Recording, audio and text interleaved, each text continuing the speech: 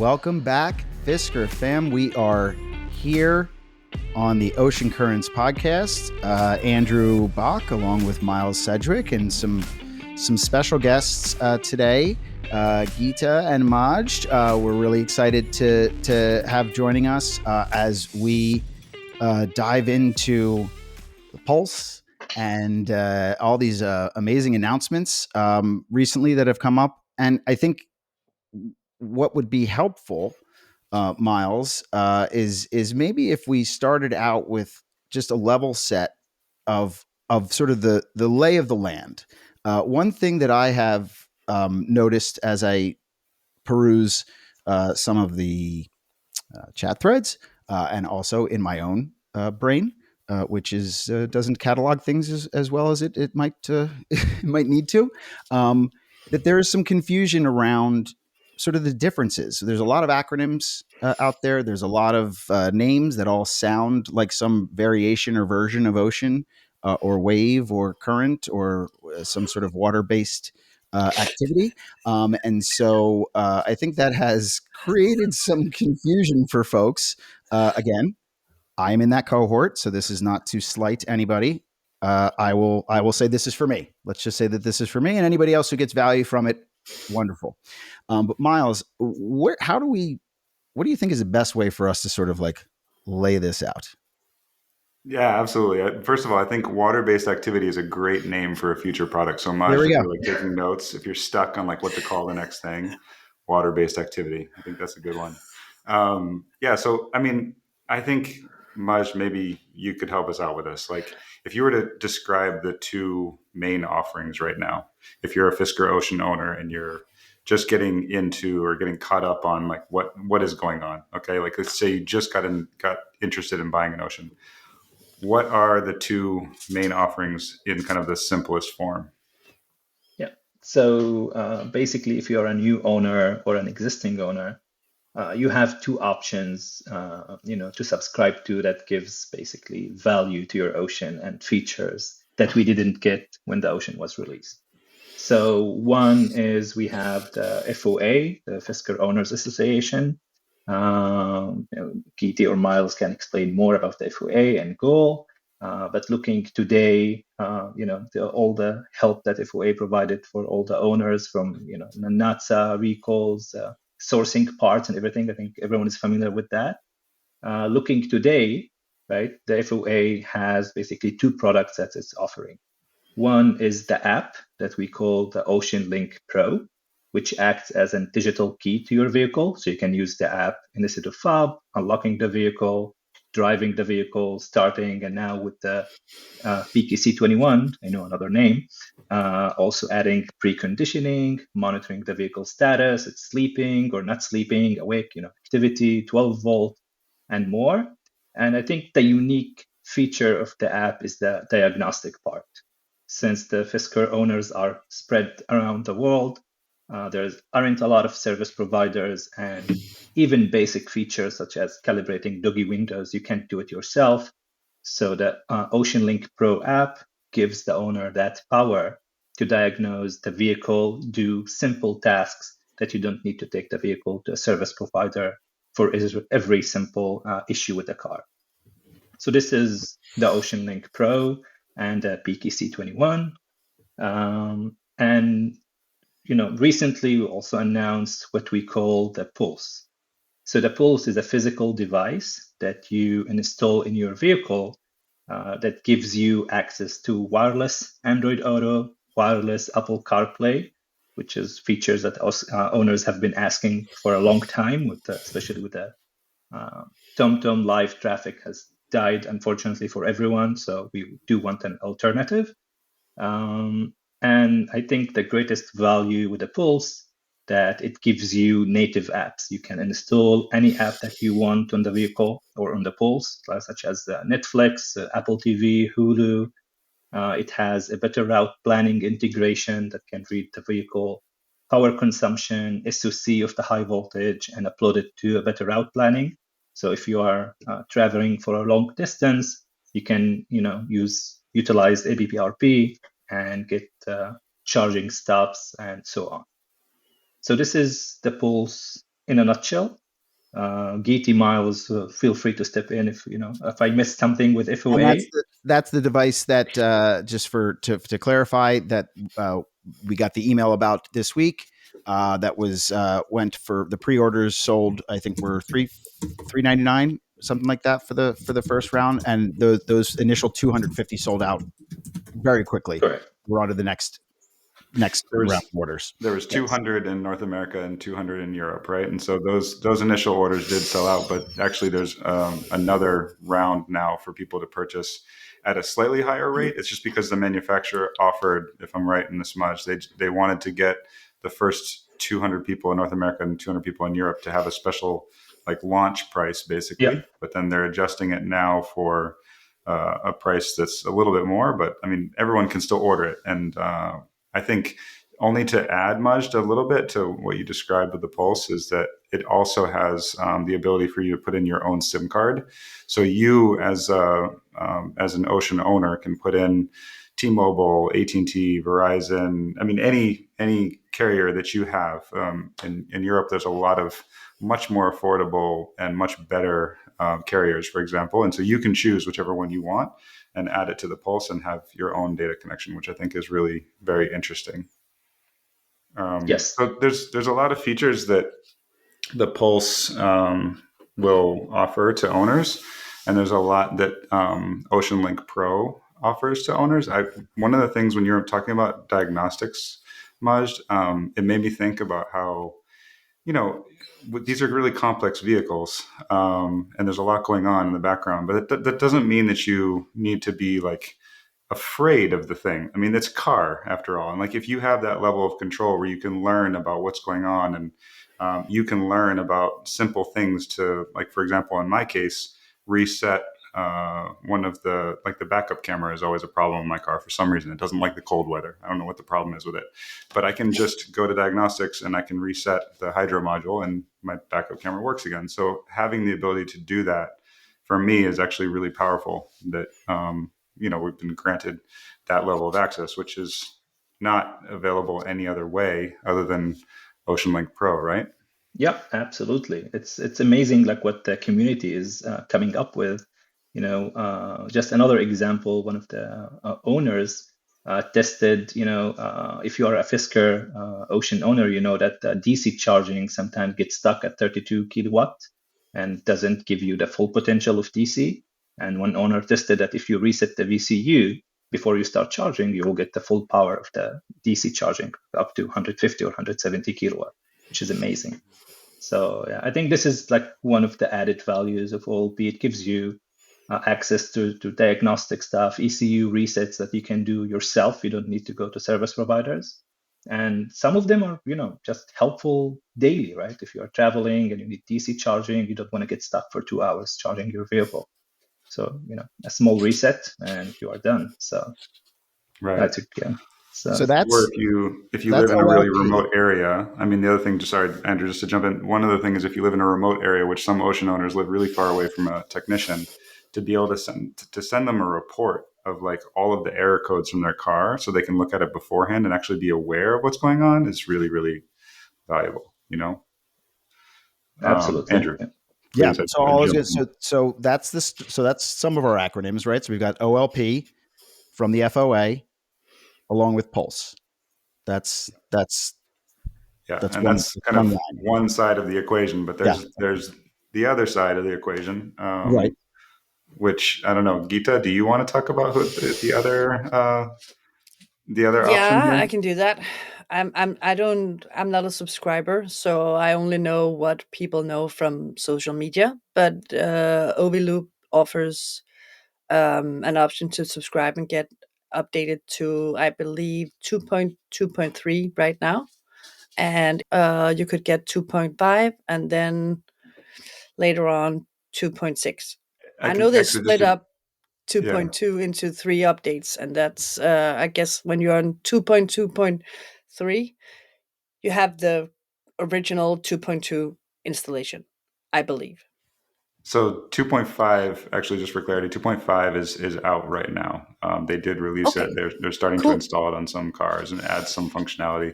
And then 2.6 is their big update that has like CarPlay and Android Auto with an accessory. But how does could you just describe for people how this option works for people? So you pay a certain amount per month, and what do you get?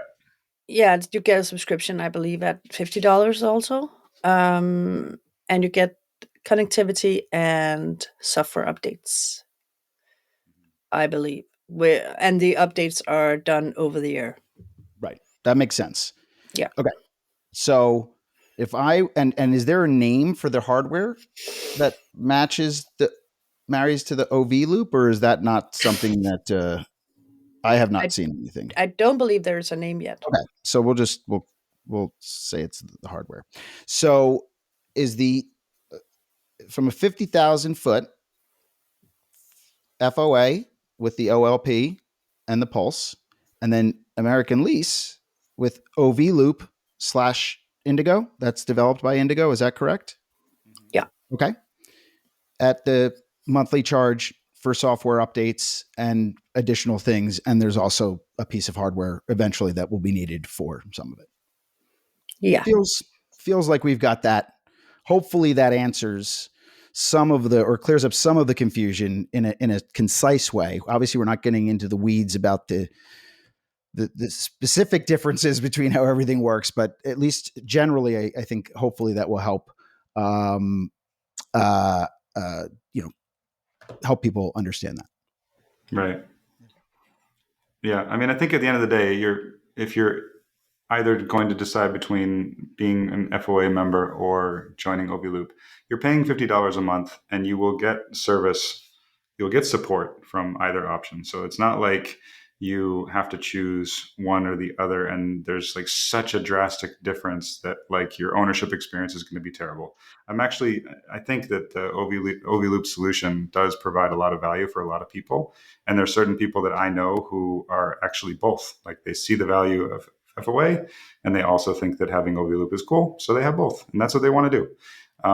But I think it would be helpful, Maj, if you could, to describe a little bit of where you think something like the Pulse is going, and why you think it's a very exciting idea for the ocean. Like you came up with this idea, I think, through your own research, right? Like, could you tell us a little bit about how you came up with this idea in the first place, and what it is that you want to do with it? Yeah, so the idea was simple. We have a really large screen, full HD screen, that we almost don't utilize at all. We have TomTom navigation, which is really slow. We don't have live traffic that takes almost 2/3 of the screen. And that's it, right? If you have connectivity, you have Spotify or TuneIn Radio and nothing else. Hollywood mode doesn't work anymore. And even when it worked back in the Fisker days, it didn't really help us that much. It was just Amazon Prime, and it was web-based apps, right? Not like native apps that you can run and see high quality videos. So that's where we came, that's the problem, right? We do want to utilize that screen. We want better navigation. I think a lot of owners want wireless CarPlay and Android Auto, which basically utilize your phone, project your phone to the screen. You can use your phone data, apps, Google Assistant, Siri, everything that's already built in on your phone. You want to just project it into the big 17-inch screen on the ocean. So that's why we started looking for a solution and what can we do. Luckily, there is a guy named Alex who did similar solution for the Rivian under a device called EV Play. And if we want to get technical a little bit, I'll tell you how it works. Basically, the ocean has something called ICC. I think most owners are familiar with the ICC. It's the main computer that basically power the 3 screens that we have in the ocean: the driver screen, the big 17.1 screen, and the floating button screen, like the AC screen. And that ICC just has a cable. It communicates with the screen. What the Pulse does, it acts like a man in the middle. So it basically can tap into that cable and it can display anything on the screen. So with the press of a button, we can switch between the ICC and the pulse, and we can show both at that big 17-inch screen. So this is just, just to get a little bit technical and how it works. So that's how we are able, to basically project a full Android on your 17.1, so you can have like native Google Maps or Waze or TomTom Go or any other app that anybody can install. And at the same time, it has the wireless Android Auto and wireless CarPlay. So this is the Pulse, the very, very basic Pulse. What we are adding also to add value, as we have a CAN bus over there next to the ICC. Those who don't know, CAN bus is basically the bus that's used to communicate between all the ECUs in the Fisker Ocean. So we can tap into that CAN bus and we can extract valuable information. For example, what's the charge level, the SOC level on the Fisker Ocean? What's the current energy consumption? So I think that's something that we all missed. We never had a current energy consumption, right? You are driving and you want to know how much energy you are consuming right now. So we have that as well, like a live data of energy consumption. We can see the status of the car, if it's charging, what's the charging rate, and basically all the data that's available on the ICC, we can see it on the Pulse as well. Eventually, this data will be uploaded to the cloud, so you can access it also from OceanLink Pro, and you can open OceanLink Pro and see what's the current status of your vehicle. Yeah, this is in a nutshell. This is how Pulse work, and this is, we had a problem, we thought of a solution, and we tried to find a solution that gives value for the future as well and for the community. Anybody can develop on the Pulse, create new apps for the ocean, and simply add value for everyone. So it's going to be a community project eventually. Question on, it sounds amazing, obviously. When you're talking about how this technically functions, that it's toggling sort of between, I guess, what we would call the native UI into what is this alternative state, that is then all tied back. That alternative state or that second view is still tied back in, I guess, through the ICC into the rest of the cars, right? So, for example, if you want to skip tracks, right? Will the steering wheel controls still work? All of that. So it basically is tying in the same way that, So that, let's call it the Pulse UI is connected through Bluetooth to the ICC. So the steering control for volume, for next track, previous track, everything still works, right? So just like a regular phone that you connect and you can control it, right? It's exactly the same way. So the audio is streamed through Bluetooth and the video streamed directly to the screen. I was wondering how you did that. I mean, when you were talking about it, like with other information from the car, like when you're talking about the CAN bus, I think you said, it's like you're getting real-time information from the vehicle. That seems to be like a whole different level of complexity. Like, how did you figure that out? How did you get that data from the car and go through the Pulse? So that's the work of almost now 2 years of reverse engineering. We didn't talk about the original story, right? I don't know if you want to dig into that or not, but just like the rest of the Ocean One owners, I bought a vehicle that looked and sounded great on paper. And the thing that we got is way far from what we were promised, right? From losing power while driving on a highway, and the app that didn't function. You click unlock, and the vehicle will unlock after 30 minutes. Or I had at least 2 times that I pressed California mode on the app, it doesn't work. And at 3 a.m., my neighbor sent me a message: "Hey, all your windows and roof, everything is opened, right?" I can do better, Maj. Because I tested California mode from the key fob, and it didn't work.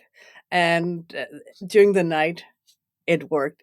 When it was snowing here. So when I came out in the morning, everything was just open and snow all over. Yeah, that's terrible. Yeah, it is. Honestly, I don't know how this vehicle got homologated and who signed on the papers that this is, roadworthy, but it was absolutely not roadworthy. Sorry. So that's So you were an where, original owner, Majd? Like you bought when they first came out? yes, Okay. I got mine in end of September 23. So one of the first one, I was Ocean that's 194.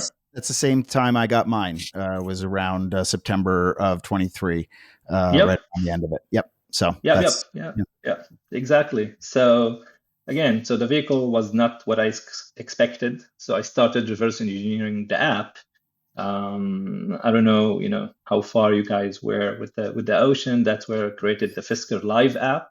Originally, it was just an app for me, so the vehicle will function better, and I won't be embarrassed, in front of my wife that told me don't buy it.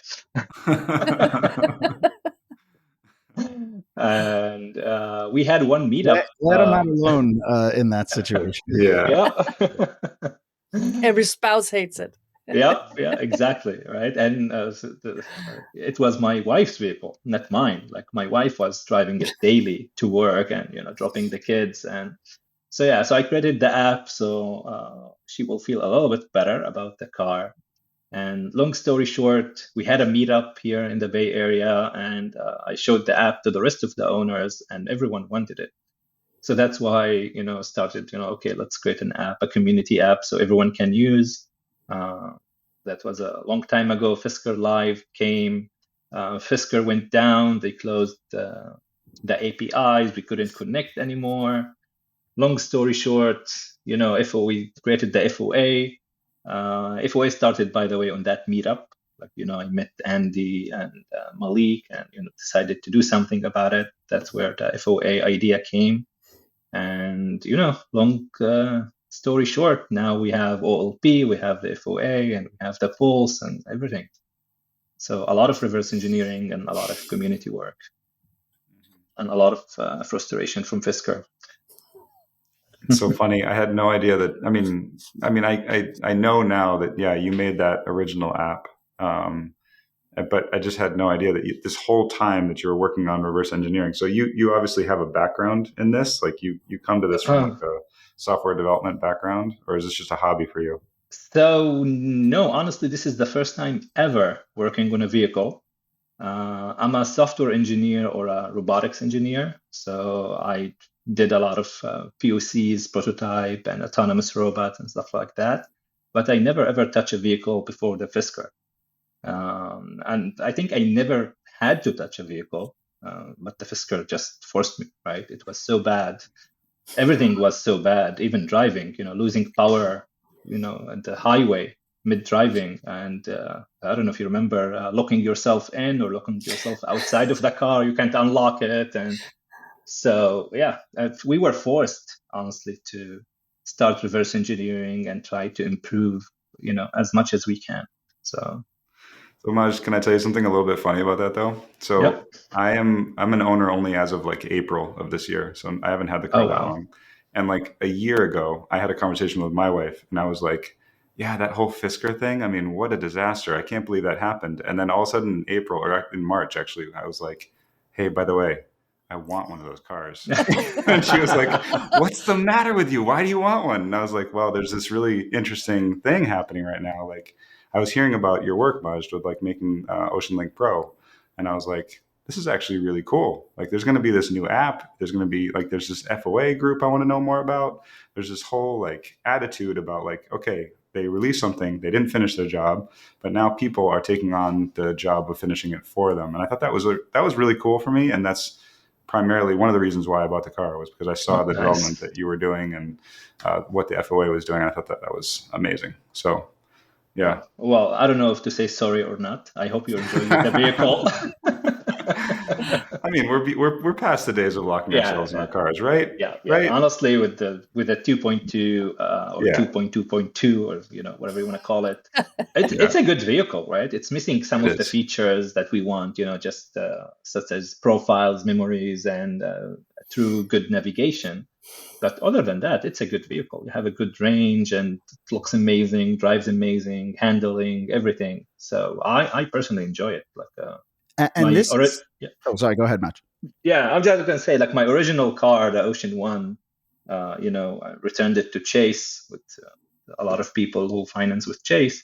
And just before they picked it up, I bought another one because I enjoy it. I really enjoy this vehicle. So yeah, sorry, Andrew. Yeah. And that's sort of my predicament as well, right? Is I've driven almost everything that's on the market at this stage from an electric vehicle standpoint. I don't really like anything else as much as I have come to enjoy this car, and I've driven some of them very far. I took a Ford Mustang on a 1,800-mile road trip, so it's not that I haven't put electric vehicles through the paces.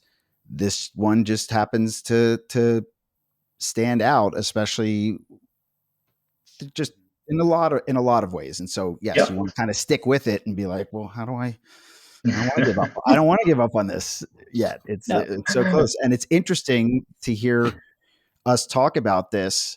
And I think about my other car, the gas car that I had to purchase, which is an old BMW. And there's an entire market of aftermarket modules that operate in a very similar fashion to what we're developing here, that plug into the ICANN, that allow you to add Bluetooth into your factory environment, use the stereo steering wheel controls, do everything so that it feels factory and completely native. And there's almost nothing, that you have to really change or do in order to make it work. And this to me is an extension of that. And it's hasn't just added Bluetooth for me into the car.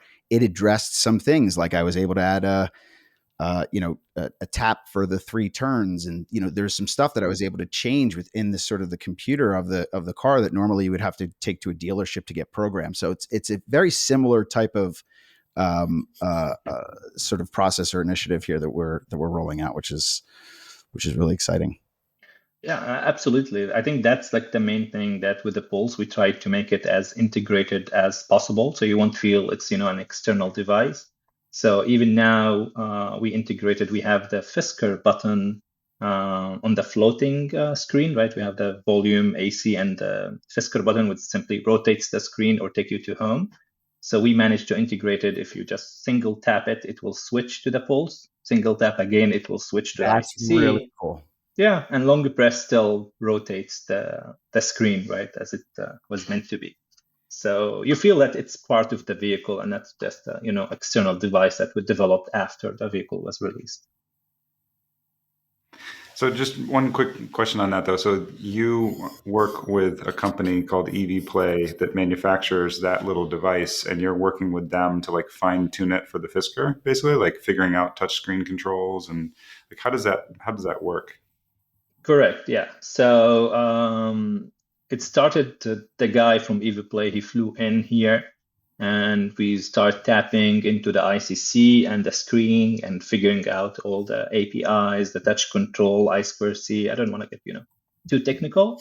It took a few days to figure out resolution. For those who saw the videos, originally we had a really small resolution on the portrait mode, and now we have a full screen on portrait mode, full screen in landscape, and touch control is working. So the main goal for us is to release the Pulse hardware ready. So you'll have all the hardware to do everything that we are planning to do. The software obviously wouldn't be ready. Like ready is mean like complete. Some features wouldn't be released on day one, but owners will get them OTA. So as long as the hardware is there to do all the features from, as we said, from cloud, remote commands, scheduled preconditioning, all the PKC21 profiles, memories, easy entry, keyless entry. So all those features, we're making sure we have all the hardware that we need so we can implement these features. We do have prototypes for some of them. Not everything is already integrated, as we are focusing now mainly on the user experience, on the Android part and the wireless CarPlay and wireless Android Auto, because these, I think, the main 3 features that everyone wants. Okay. And then I have a question for Geeta. We've been going for so long trying to come up with like what does a roadmap look like? What are the most important? I mean, think about how many threads and conversations we've had since the inception of the FOA as it relates to what are the most important things. How do we start to address this? How do we understand how to prioritize things? How do you feel at this stage? I mean, having with all the work that you and the team did to really just sort of keep this thing on track and get it to a point where we're actually able to start to implement it. It feels like victory. I mean, we have this big kindergarten of creative people creating stuff and getting ideas faster than I can drink coffee. And it's been really hard managing things and like packaging it, if you can say so. It's like, what do we want to have in the OceanLink Pro? What do we want to do with this? And ideas pop up, and like Matt said, then someone uses the tools in a way that other people didn't think of, and new ideas is made. And yeah, so it's been interesting. But we're there now. I mean, this weekend we will start to install PKC21 on cars, and I believe I mean, I feel very, very proud to be a part of it. We funded this, we made this. Not we, I didn't. I The royal we, mainly, collectively, yes. exactly. Yes, yes. And I mean, who does that? We run a car company That's what I think. between making Miles, dinner and walking the yeah. dog and And your job and your normal job, right? and my normal job. Right. So this is all things that the team has been doing Yeah. It's yeah, after the working hours, after the dog walking, after the dinners, after all that. exactly. And we're here. And now, I mean, I don't know. I don't have the exact number, but the number of meetups that are now that are now listed and are making their Yeah. way out into the ether for these PKC I'm updates is I'm doing a like an orientation call tomorrow oh evening. great. And we have like 106 volunteers that actually signed up and created meetups and are going to do the updates. And And for people, clarity, we're recording this on Thursday, September 18th. So yeah, she's Gita's talking about tomorrow, September 19th, as the meetups are yeah, coming. Yeah, yeah. I don't even know what And day it we is. exactly. That's why I like to just level set when we're talking about, oh, it's going to be tomorrow night. Yeah, Wait. Well, and also, I mean, we have at this moment in time, again, September 18th, we have over 120 meetups. I think it's 121 meetups that are Is that scheduled the yeah, number? in less than a month, like less than a month. So there's a lot of people, and I'm amazed to see all of the places. We released a video that one of our members made that was like a visualization of like the pins on the map where all these meetups are happening, and they're happening all over Europe, all over North America. Like it's just the coolest thing to see, like all the different yeah. places. And Geeta, from I think you said how many people are coming to your meetup this weekend? Oh, I'm not sure because there were more like signed up than actually got a slot. But we found, well, I'm staying longer and then we can do more. So I'm hoping we can manage 50 cars. But there, 50 yeah. Oh, cars. wow. That's But amazing. I'm in a small country and we have a lot of oceans here. So I'm doing a meetup one Saturday and one Sunday, and then I have uh, some people coming to my house during the week because they can't do the meetups. And I think it's very cool. You get to meet people and drink coffee and hang out and just It's an figuring things evolution out. of the coffee and cars concept, right? Most people Yeah, do coffee and Yep. cars because they want to get together on a Sunday and be like, "Hey, look at the new header I put on my on yeah, this." And it's like for us, it's like, "Hey, do you know how to start your car? Do you want to turn the lights on? Let's have a meetup." So yeah, they're slightly different, but it is uh, serving a similar purpose, and Yes. I think probably arguably more valuable, given that when we get together for these things, people are leaving having, in most cases, especially after this one, solved probably fairly material issues for themselves. And I imagine the PKC 21 is going to be the meetups are going to be probably the most um, obvious in terms of the value and the change that people feel instantaneously, especially as it unlocks the the phone is a key and But all that.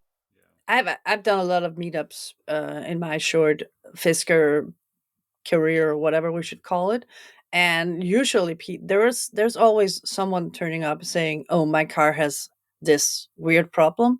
And there's always two or three other people that are saying, oh, but I read this on Discourse, or there was this Facebook post or something, and they figure it out. It's amazing to so usually when I had my old car, it was a Skoda.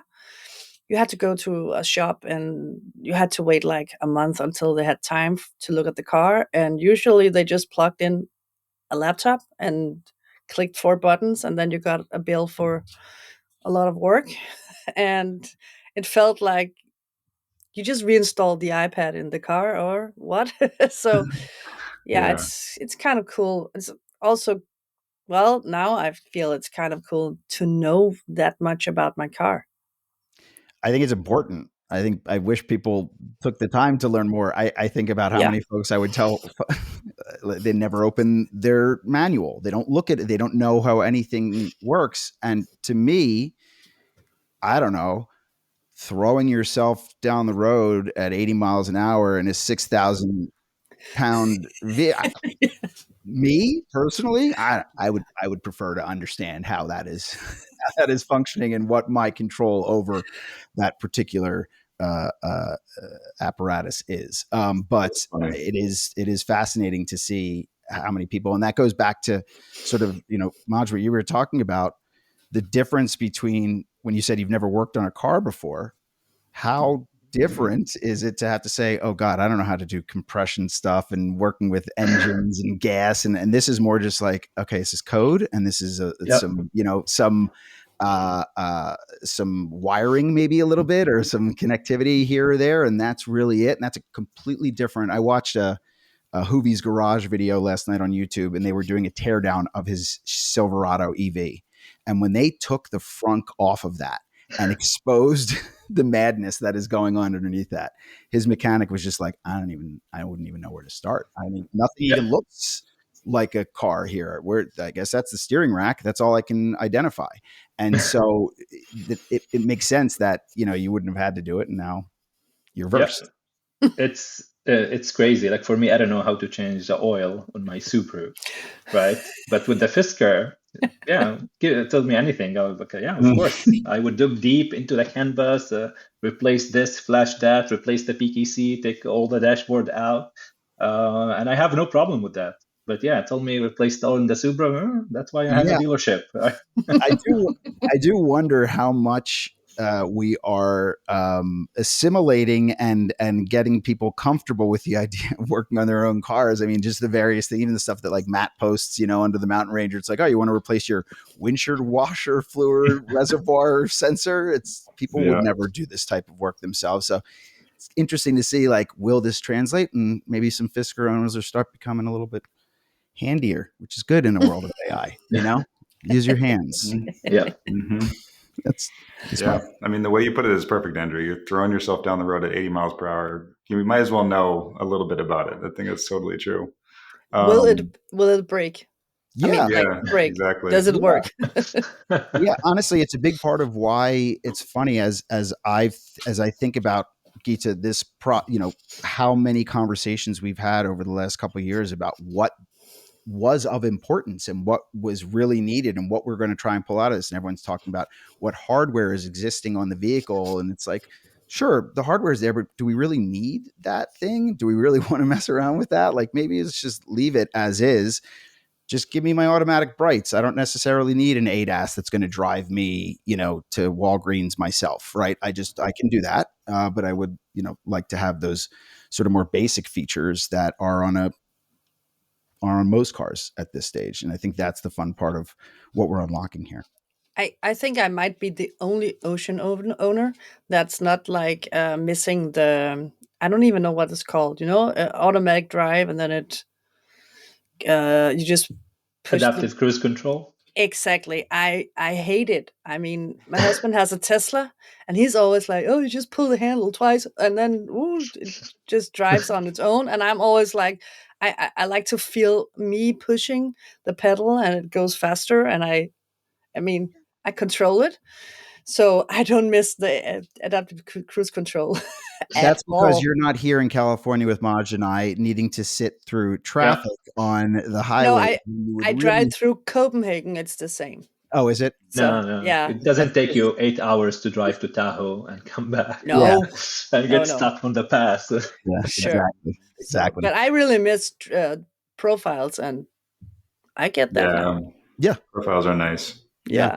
Exactly. Yeah. Things like that, right? Where you thought it'd be, that's not a big deal. And you're like, no, we actually should probably have this. Yeah. This makes a lot of sense. And makes preconditioning in the winter. the preconditioning is probably the thing that, out of all of this, I said from the jump for me, it was like dog mode, right? Being able to keep the HVAC on when the car's not running, automatic headlights, brights, and I think, I don't know, one or two other things. And I'm like, after that, I'm pretty good. And so the idea of additional things, that's great. Like, it's fun to work in or be in this environment where people can come up with that, and develop some new things. But the baseline is still the baseline. Well, the hardware is okay. I mean, The hardware is great. Yeah. Yeah. It's just the software it was delivered with that was kind of flaky. Yeah. Yeah. I still, as much as I've been driving it recently, and having a lot of people in the car, and it is, 35,000 miles. It is holding up well. The fit and finish, everything's really good. So I think we're so close right now. And I think all of us so excited about the work that Maj and Geeta and everyone there have done to get this out into market for us, and make it as hopefully seamless and straightforward as possible in terms of getting everyone up to speed with it. It's really great. Absolutely. Maj, I have a few more technical questions for you, if you don't mind. Yeah, of course. Okay. I'm going to start with an easy one, I think, which is that the Pulse is not, or you don't have to be an FOA member to use the Pulse. Is that correct? And if so, what's the reasoning with that? And what are some of the functionalities that you get that are like a benefit? Like, in addition, if you're a FOA member, you get additional things versus if you just buy the device as a regular user and install it. Like, what's the difference?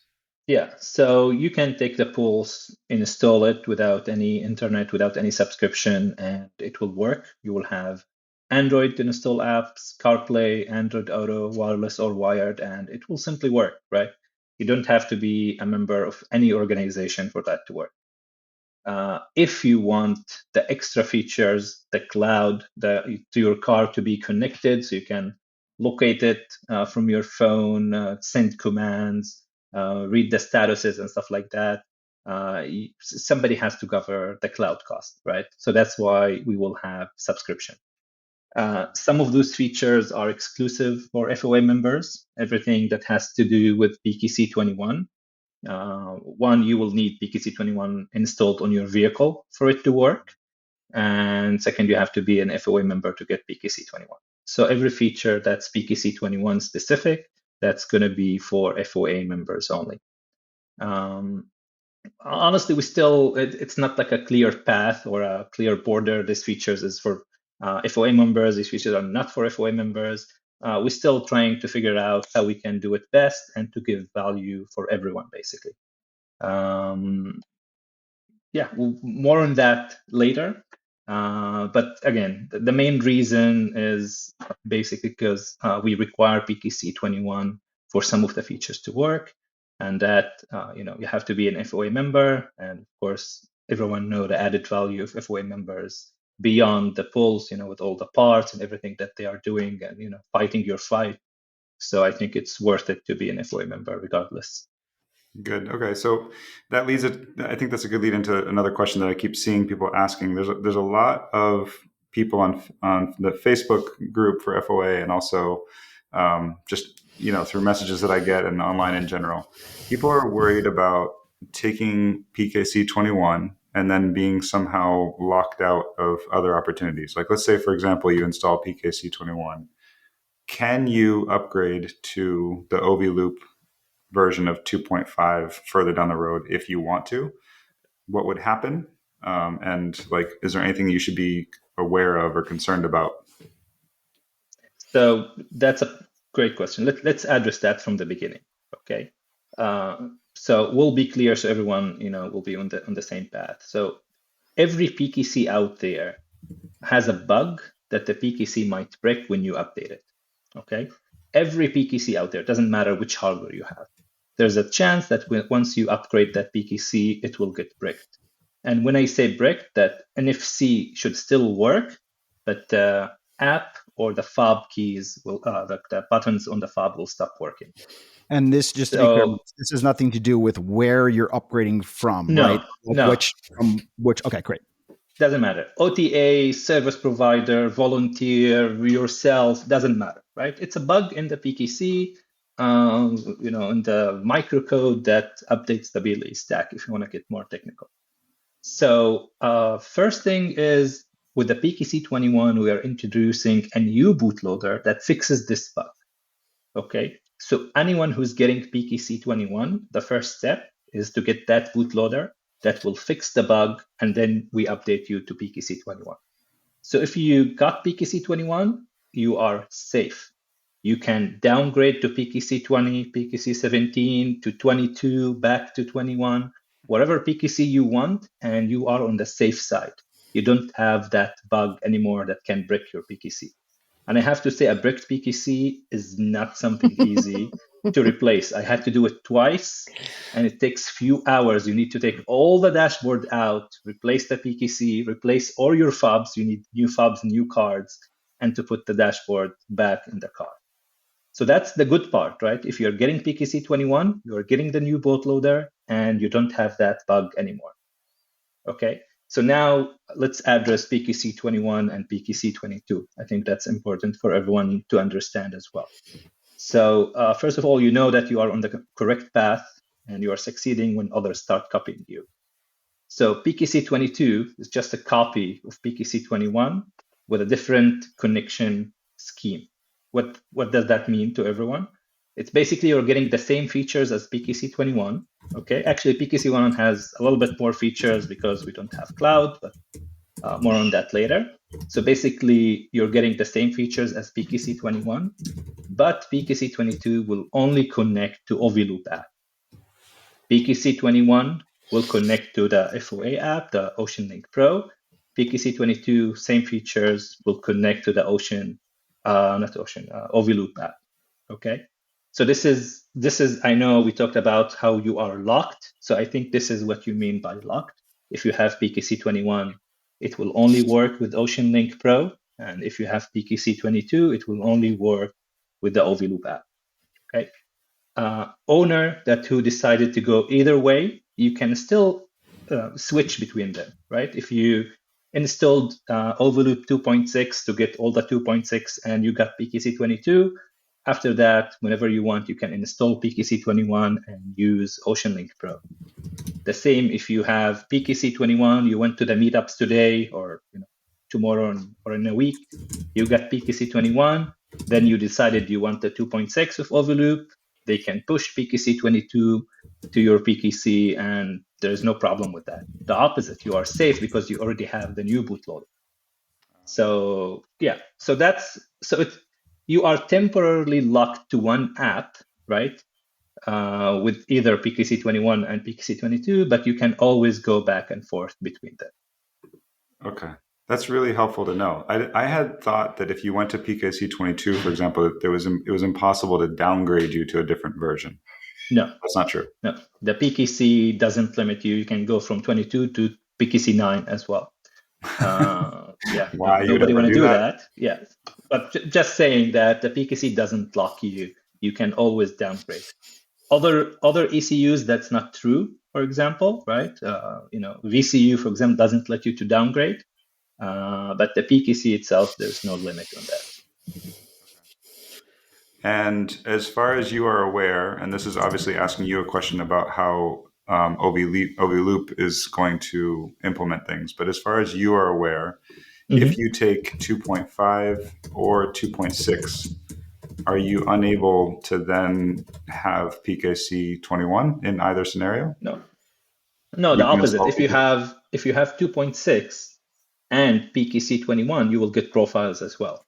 Because again, it's the same features. Both PKCs implement the same features, just packaged differently or branded differently, right? So there's no scenario that you're aware of that you are stuck. Like there's people keep referring to like this fork in the road. Like, oh, Yeah. the FOA has their solution and OVLoop has theirs, and we now have to decide. That's actually not true, right? No, we came to an unfortunate scenario that you have to choose an app, right, that works with the PKC. But other than that, you are not really locked. You're only the app. You're only one I like app how you will work. I like how you said you're only temporarily locked, because I think that's a relief for a lot of people, because they're really worried about making a decision.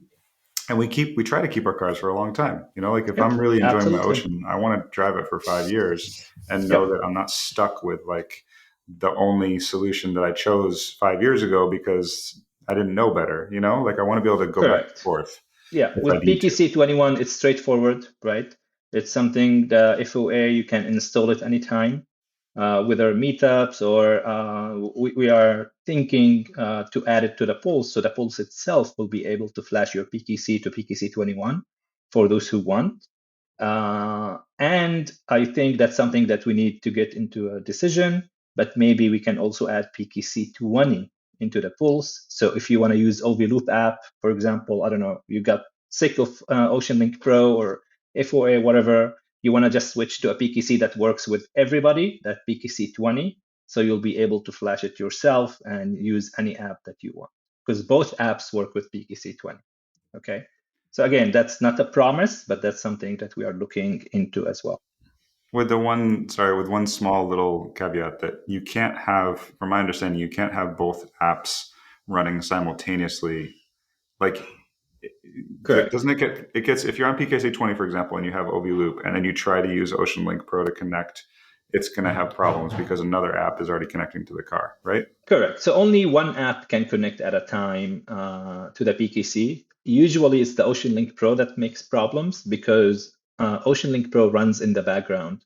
So it lets you stay connected to your PKC. You have the consistent persistent notification that you can use. You have the widgets, so you don't really need to open the app. So if you have OceanLink Pro with the widgets and the persistent notification, and even if the app is closed and you open OVLoop app, it wouldn't be able to connect to the PKC because the OceanLink Pro in the background is already connected. So the PKC can connect only to one user at a time. Yeah, so if you have both apps, you have to close one at least. Andrew, Geeta, did you have any other technical questions, or is any of this like confusing? Because I think it's good. This is like a really, really good conversation, I think. And I think maybe even this segment of the show, I might even like want to cut this out and post it, because this addresses so many of the comments and questions and concerns that we're seeing from people right now. Like people are, I don't want to use the word panicking, but like people are definitely concerned about this. You know, they want to make sure. I think that's why I wanted to address some of the confusion at the top. Geeta, what were you about to say? Yeah, it's just, you get all these options out there, and I generally think people are afraid of just like, if I select option A, I'm locked in, and there's no one, at least from the people I know, that wants to lock anyone in. I mean, that's not the way to treat members or people or owners or whatever. We just want to provide a better option, so you don't want to choose another option, if it makes sense. Geeta, I want to comment, in what you said, that we didn't want to lock anybody in. So, and I get asked a lot, so why then PKC21 doesn't work with OVLoop app? So I just want to explain that part. Okay, sorry, like to interrupt you, because I think that's important. So PKC21 uses a different connection method, which is much more secured than PKC20. With PKC20, the connection wasn't secured. Somebody can hack in the middle and control your vehicle. So PKC21 used a secured connection. The way both apps work, we get something called SDK from Chevalier that we integrate into the app, and that's how we communicate with the car. With a PKC21, because it uses a different connection, OVLoop app stopped to be compatible. It's not like the FOA or the members. We wanted like OVLoop app to be incompatible with the PKC21. It simply used an old SDK that can't connect securely to PKC21. So I think it's important to clarify that point, right? We didn't want to lock anybody with the FOA or anything or make OVLoop app stop working. It's simply a different connection. Similar to PKC22, that they use a different connection and OceanLink Pro can't communicate with it. So yeah, I hope that clarifies it. That does make sense. So it's basically we changed whatever that handshake was, and in that handshake change off, it changed. I'm fully versed on this stuff from my professional career as well. My only last technical question is, and you may not even know this, but the guts of the EV play, or the guts of, I guess in this case, the Pulse for us, is that like a Raspberry Pi? That we're, is that we're talking about using sort of that, is that kind of the technology that we're building off of? So it has multiple boards. It's not just one board, right? It has one board that's always connecting and communicating with the CAN buses and stuff like that. And it has another board that's based on Raspberry Pi, very similar to Raspberry Pi, that wakes up when the vehicle wakes up, and that's what runs the Android. And it has another board, which is the CarLink, basically similar to what OVLoop uses with a 2.6. CarLink kit, that what creates the wireless Android Auto and wireless CarPlay. So it has a bunch of boards that work together. We can update each one of them, OTA as well. But to your question, like the main board that runs the Android, it is based on a Raspberry Pi. Yes, yeah, Raspberry Pi, without an SD card. Okay, SD card is not reliable. Right. It's not. Yeah, that makes sense. Yes. Yeah, yep. Exactly. Interesting. Cool. Yep. Use those over the years. I just have one other. Now, this is my last question because I think, Maj, you've given us like so much really, really great information. But if you were to look right now and just say, okay, in like 3, 4, 5 months, Pulse is working, people are installing them, everything is going really well with Pulse, and you have another exciting idea for the Fisker Ocean. Do you already have ideas lined up? Like, are you starting to think about other ways in which the car needs to be improved? So, or at this point, are you like, I'm like up to here, and that's all I can think about is the Pulse? So right now I'm really up to here, right? Because with the Pulse and OceanLink Pro and the PKC21, it's, we have a lot of tasks, and we want to see everything working correctly. But unlike Gite, I love adaptive cruise control, lane keeping, and all the stuff. I love when I double do in the region, it just drives by itself. So I did start working on Comma AI, or Open Pilot, which basically adds a lot of capabilities to the Fisker Ocean. I put that project aside, to focus on the, I think, more important tasks. But eventually, once the Pulse out there and so the software is stable and we have most of the features, I do want to go back to the Comma AI and just have basically a self-driving car. So that's cool. The next project. That'll be fun. Awesome. Need to convince Kitty to use it, but no, but you might convince my husband. I was going to say, I feel like it's a lost cause on Gita, and I'm probably with you on this one, Gita. I will be very, very trepidatious about my use of full self-driving. Well, not full, but at least highway assist. Highway assist. Highway assist, traffic jam assist. These two are I loved when I cross Europe or on going from north to south. I mean, I actually drive there. I'm not just like a passenger with a steering wheel. I'm actually driving my car to Spain. It's not. Yeah. Driving me. Yeah. That's cool. I'm with you. Yeah. I'm not, but You're also younger than me. I'm old. Yeah, that's right. Give it time, Maj. Maybe you'll age into the demographic that prefers cruise control and not having to get too low into cars. Probably, exactly. When I age, I don't think anybody will own a car anymore, right? Everything will be autonomous, and you just order it, and that's it. Yeah. But, Oh, there's so much fun in that, isn't there, everybody? Oh, wow. can. Me and Andrew, we will still be driving our Oceans. Yeah, exactly. Well, guys, this was an amazing conversation. I think we answered and dove into a lot of unknowns here, and gave people a little sort of visibility into what's coming. I mean, when did these meetups start? Tomorrow? Or sorry, this weekend? Saturday. Yeah, Saturday. Yeah. So I know mine in the Bay Area is next week, the 28th of September. Looking forward to that one over in Hayward. If for anyone listening in the Bay Area and hasn't seen that, please go onto the FOA site and check it out, along with the other 120 plus meetups that are on the calendar. Yeah, it's amazing. So it's pretty amazing that everyone's patience and perseverance and energy has gotten us to this point, and it's exciting. I can't wait to pull away next Sunday and actually know that I'm going to have a functioning app for this car that you and other members financed. Exactly. It's a community finance project. Amazing. Totally. And to Miles's earlier point, that's what's kept me on this ride. Right. What's kept me on this ride is I am a car person. I have always wanted to own a Tucker.